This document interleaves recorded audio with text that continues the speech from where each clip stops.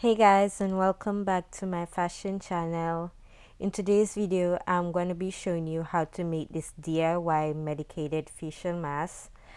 I know the corona has been getting worse every day, so we need to take serious precautions measurement for being safe. So this is a quick DIY video. I hope you guys really enjoy it, and don't worry, it's very easy to make in 5 minutes. Stay tuned and remember to like and subscribe.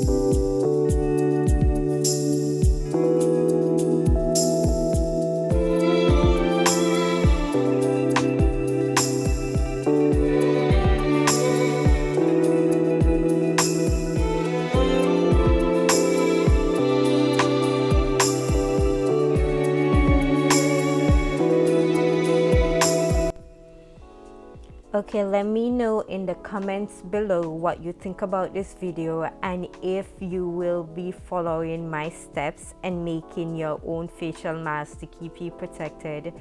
We really need as much volunteers as possible during this time of measures. So remember to like and subscribe, and thank you so much for watching my video, and please continue to be safe and God bless you all.